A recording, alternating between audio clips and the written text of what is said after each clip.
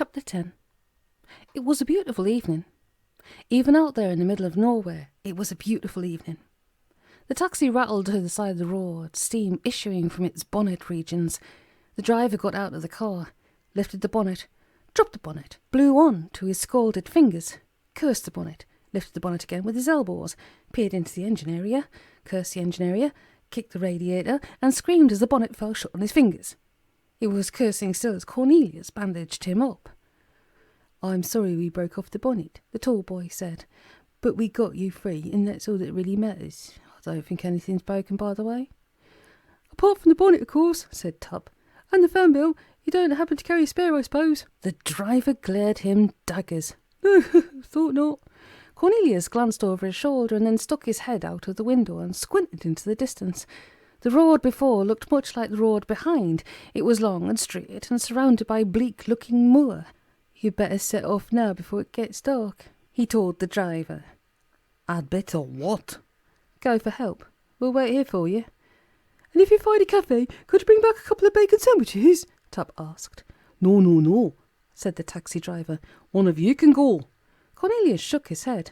"I'm too frail to be a moors walker, and I can hardly be expected to leave my 3-year-old brother here in the care of a strange man." 3 years old? The driver viewed Tuppe with suspicion. "Me!" went Tuppe. "Don't let the nasty man touch me." "OK, I'll go. But you pay me now. I don't want to get back here and find you've legged it. I'm no fool, you know." "No, I'm sure you're not." Cornelius peered up. "I'll need a receipt for that, if you don't mind." The driver displayed his bandaged fingers. "Sorry," he said in a tone which suggested that he was anything but. "You better take a coat," said Tuppe helpfully. "You never know." The driver made a gesture with his bandaged fingers, gazed up at the clear evening sky and slouched away without his coat. He was a mere dot on the horizon when the sky clouded over and the storm broke.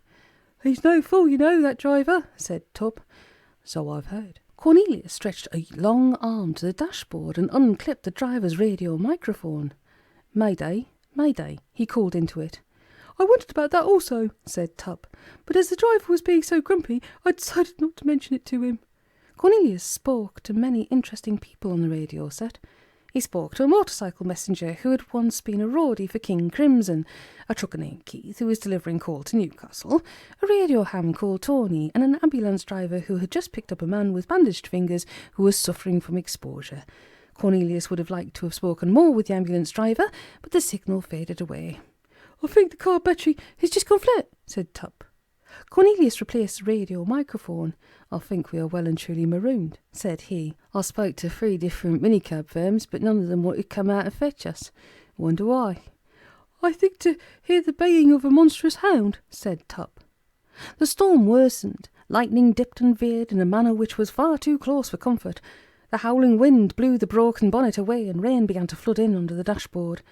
"My feet are getting wet," said Cornelius. "Mine aren't," said Tuppe, "but I know what you mean." It was getting on for 10 of the storm-lashed grim night o'clock when the headlights appeared. They moved slowly and steadily towards a stranded taxi and then they stopped. "There," said Cornelius, "the day is yet saved." "The day is yet saved." Tuppe sat gloomily upon the tall boy's rucksack, his back against the portmanteau. Cornelius had his suitcase on his lap. He was leaning against the coffin. "A hearse," whispered Tuppe. "We're in the back of a hearse, the back of a hearse which is already occupied. We should have stuck it out in the taxi." Back along the road, a forked tongue of lightning struck the taxi. The explosion was quite dramatic, but the rain eventually put out the fire. Cornelius called forwards to the driver. "If you could just drop us off at the first 5-star hotel you come to." The driver said nothing, and the hearse, one of those really spiffing 1940s jobs with the scrolled ironwork around the roof and the etched glass windows, continued soundlessly through the storm-tossed night, and then suddenly it stopped.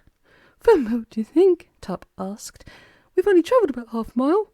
The driver turned to face them, a long, pale face beneath a long, dark hat. "The village of Milcomolog," he announced in a funereal tone. "There is an inn here. We go no further." He left the driving seat, went around to the rear and swung up the door. Cornelius peered out through the rain. Across the street, warm lights shone through pebbled glass. An ensign swung to and fro in the wind. Faint sounds of revelry issued into the night. Cornelius and Tuppe dragged the luggage from the hearse and thanked the driver. Tuppe waved. "Be lucky," he called. "Come on," said Cornelius. "Let's get out of this rain." There was a "huh," a crack of the whip, and a whinny of horses. The epic duo turned and thought to see a Victorian high-wheeled hearse vanish into the storm. "Trick of the light," said Tuppe. "Undoubtedly." Cornelius agreed. A flash of lightning lit up the inn sign. The words "The Hangman's Arms" showed up just long enough to be read. "Come on." Cornelius dragged the portmanteau towards the inn door. Tuppe struggled manfully with the rucksack and suitcase. Cornelius raised the rough iron catch, and the storm caught the inn door, blasting it forwards. All sounds of revelry ceased. Cornelius fought with his hair. "Good evening," he called, smiling invisibly for all he was worth.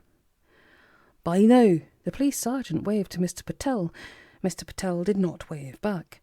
The sergeant shrugged, put the bolt on the front door, and returned to the office of Police Chief Sam McTaggart. "That's about the last of them, sir," he said. Sam sat with his head in his hands. "Ruination," was all he had to say. "Come on now, sir. It's never as bad as you think." Behind his back, the sergeant rolled the copy of tomorrow morning's Edinburgh Mercury between his hands. The front page banner headline read, "Disgraced police chief to stand trial." "I know we have to let them all walk free, but we do still have the Campbell."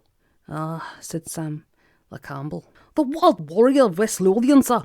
We have him as banged to rights on the kiosk heist, and Special Forces caught him red-handed, holding up the auction room and trying to make off with a green canvas portmanteau."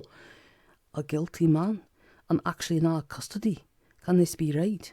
"Locked up neat and nice, sir. Of course, we'll have to let him go in the morning." "And just for why?" "Well, sir, apparently someone recorded over the station security video by mistake. The gaunt woman who runs the kiosk is not prepared to testify. The portmanteau can't be found. Murphy has left town. The other auction bidders are all tied up with litigation against the Special Forces, and the Special Forces guy's solicitors advised him not to make any statements." "So the Campbell is not banged to rights at all?" "But he doesn't know that, sir. We'll get a confession out of him easy and blinking. Possibly even tie him to a couple of torso cases and a bullying robbery." Sam shrugged. "I like the way you think, Sergeant. Pull this one off and there could be a promotion in it for you." "Thanks, sir." The sergeant rammed the rolled copy of the Edinburgh Mercury into his back pocket and fished down a ring of cell keys from its hook by the door. "Shall I bring my big truncheon?" he asked Sam. The cells were, as they say, hewn into the living rock. Water oozed from their ceilings and plip-plopped into rank pools. Rats scuttled, strange cries echoed. "Here we are, sir." The sergeant turned a key in a cell door. The door went as he pushed it open. "The Campbell," said the sergeant. "Get up, Campbell," said Sam McTaggart. The Campbell drew a deep breath, and then he got to his feet and glared at Sam McTaggart. "I'll be on my way now." "Not yet, my lad," said Sam. "Oh, yes." The Campbell lifted one foot in the air, then he lifted the other. He hovered a moment in complete contempt for the law of gravity, and then he left the cell at impossible speed. He swept past McTaggart, bowling him from his feet, soared over the ducking head of the sergeant, flew along the corridor, burst through door after police door, and was gone into the night. McTaggart climbed over the sergeant, who had assumed the fetal position, and staggered back to his office. He picked up his telephone and dialed out a number. Somewhere a phone began to ring. "Hello," said a voice. "Who is it?" "McTaggart," gasped McTaggart. "Oh, what news? Did it all go according to plan?" "Yes, sir." "Well, no, sir. The one you're looking for." "You caught it?" "It escaped, sir. We didn't know it was an it.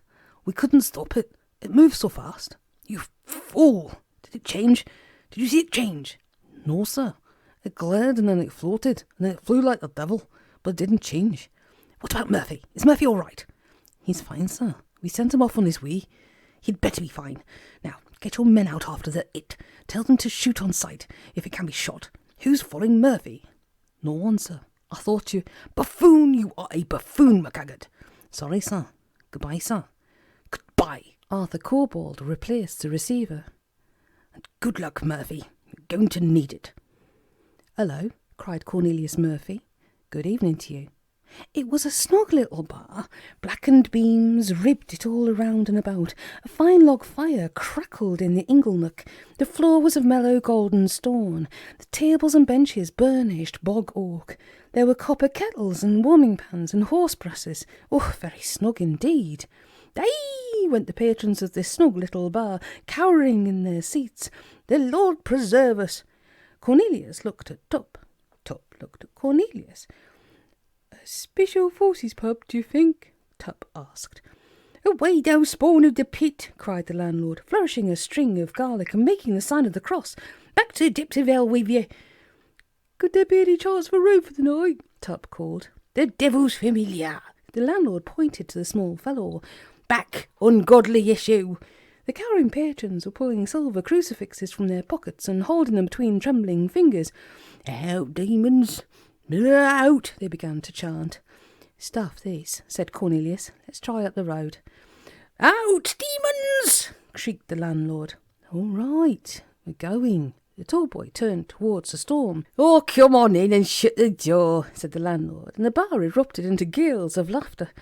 "Ah," said Cornelius, fighting down his hair, hauling in the portmanteau and forcing shut the door. "This would be some of that famous North Country humour I have read so little about." "Lost to me, I'm afraid," muttered Tuppe. He and Cornelius approached the landlord, who was clutching at his mid-regions and laughing like the drain of a proverb. "Take no notice of them, lads, they don't do everyone." An extremely attractive young barmaid appeared on the scene. She was pale and willowy, with a large mouth and the most amazing violet eyes that you ever did see. Cornelius observed that the freckles on her left cheek mapped out the Tuamotu archipelago of southwest Polynesia. She smiled upon Cornelius, and Cornelius smiled mightily upon her. "My name is Cornelius Murphy," he told her, "and I'd be honoured if you would bear my children." The landlord smacked the counter and fell into further hilarity. "Go away with you." The barmaid fluttered exotic eyelashes at the tall boy. "What'll it be?" "I'll take a shot," said Tuppe. "The little will take a shot." The landlord sank beneath the counter and lay on his back, kicking his legs up in the air. "Smashed out their bloody boxes as usual." The beautiful barmaid shook her beautiful head. "Scotch will it be, love?" "Two," said Cornelius. "No ice." "I missed that. Oh," croaked the landlord. "What did he say?" "He said no ice." The landlord thrashed about haplessly. The barmaid drew off 2 measures and passed them across the counter. Cornelius helped Tuppe onto a stool and found one for himself. "Would you care to join us in a drink?" he asked the barmaid. "I'll take the money if you don't mind. Someone has to stay sober round here." "As you wish." Cornelius handed her a £5 note. The barmaid rang up the drinks on the till and then pocketed all of the change. "Could I have a receipt for that?" Cornelius asked. "What you got in this big trunk, mister?" A big ruddy-faced farming type tapped the portmanteau with the steely toe-cap of his sturdy work boot. "Dismembered body, is it?" His drinking buddies cheered and hooted. Cornelius made a distraught face and chewed upon his knuckle. "It is my hideously deformed brother," he said in a hoarse whisper. "We are taking him back to the institution. Don't awaken him. If he was to get free again—" The tall boy covered his face. The blood! Oh, those chewed-up limbs!" The patrons collapsed into further mirth. "Do you have a vacant room for the night?" Cornelius asked the barmaid. "There's only the one. Your friend and you will have to share." The pub door swung open. "Aye!" went the patrons. "Save our souls!" "Leave it out, you silly buggers." A local in a waxy anorak entered, shaking rain from his hat. He shut the door, turned, and tripped straight over the portmanteau. The patrons rose to new heights of glee. Laughter rattled the horse brasses and echoed in the warming pans. The ruddy-faced fellow fingered his joke crucifix. "Pray that you've not wakened the mad brother," said he, helping the fallen anorakster to his feet. "Do they always carry on in this fashion?" Cornelius asked. The barmaid nodded. Cornelius caught the fragrance of l'air du temps. "They didn't used to be like this. They used to all sit glaring into their beer. Then the mill closed down, and the crops failed, and the brickworks went out of business, and the processing plant moved to Solihull, and now they're all on the dole with no prospect of ever working again." "I see," said Cornelius. "I don't," said Tuppe. "Then," continued the barmaid, as Cornelius sniffed on appreciatively, "this meteor came down in old Jack Sparr's field. At least is how they thought it were a meteor, but it wasn't. It was a kind of metal cylinder. The men dug it out of the ground where it fell and hauled it back to the village. The old boys said it were a gift from the elder gods, and they built a special shrine for it in the square. Cornelius looked at Tuppe. Tuppe looked at Cornelius. They finished their drinks. Might we see our room now? Cornelius asked. Certainly. I'll show you the way. Tuppe and Cornelius hastened to collect the luggage. The barmaid led them from the bar and up some rickety stairs. The patrons cheered their departure and raised glasses in salute. There was this big storm, see, just like tonight, and lightning struck the shrine and the cylinder cracked open, and out came this thing. Cornelius bumped the portmanteau up the stairs behind the barmaid. White stockings, he sighed. You'll have to duck your head here, love. Clunk went the head of Cornelius Murphy. He said. How came what thing? He asked. The barmaid swung open a door and switched on the light. It was a snug little bedroom, oak-framed bed, chintzy bed cover, plump goose-feather pillows. A cosy little fire burned in the hearth. Velout. The barmaid turned down the chintzy bed cover. It was a machine inside, a sort of box with dials on, and a little television screen, and a microphone. Probably an interrocitor, said Tuppe, who had seen This Island Earth 3 times. No, it wasn't an interrocitor. They have triangular screens and positonic wave crossband modulators, which operate on the principle of ionized beta photons bombarding the nucleus of an alpha particle, same as a linear accelerator. Not one of those, then? No. The barmaid tossed her head, a swirl of soft brown hair. It was a karaoke machine. Cornelius sighed once more, but this time it had nothing to do with white stockings. Is there a? He asked, or is there more? Oh, there's more. Let me give you a hand with that suitcase, little Nanny. Thank you, said Tuppe. The barmaid humped the suitcase onto the bed. Is this real crocodile skin? She asked. No, Cornelius shook his head. The barmaid tittered. That time when you shook your head, your hair just stayed still. It does that. Go on then. The karaoke machine. Well, see, they brought it into the bar. It were a bit charred by the lightning, but they plugged it in and the music came out, and the words to the music came up on a little television screen. That's what they do. Tuppe put down the rucksack and kicked it under the bed. Or so I've been told. Well, maybe they do, but this machine played music no one had ever heard before. Catchy tune so, and everyone had a sing-along. Cheered them up no end it did. And so that's why they're all so jolly. No, that's not it at all. Just you listen. It were a month after they first started playing with the machine that someone hears one of the tunes they were singing on the wireless set. That's what the machines do, Tuppe explained. They play popular tunes of the day. No, said the barmaid. I'm not explaining myself right. The karaoke machine had played the tune a month before the tune turned up on the wireless set. It played music from the future. Next month's top 10 to be precise. Next month's top 10. Cornelius sat down on the portmanteau. You are making fun of us, surely. No, the machine played music from the future. I see, said Cornelius, who was beginning to. So the folk of the village capitalised on this gift from the gods, and it had come to them in their darkest hour. Let me guess. They placed bets with bookmakers about who would be top of the charts at Christmas. They took out copyright on lyrics that had not even been written yet. In short, they are all now fabulously wealthy. That's why they laugh all the time. The barmaid shook her head. More brown swirlings, more l'air de temps. No, that's not it at all. Although the other fellow did say all kinds of things you did just see. Other fellow? What other fellow? He was from London. His name was Jack, I think. There was this storm sea, just like tonight, and he were a taxi driver and got lost.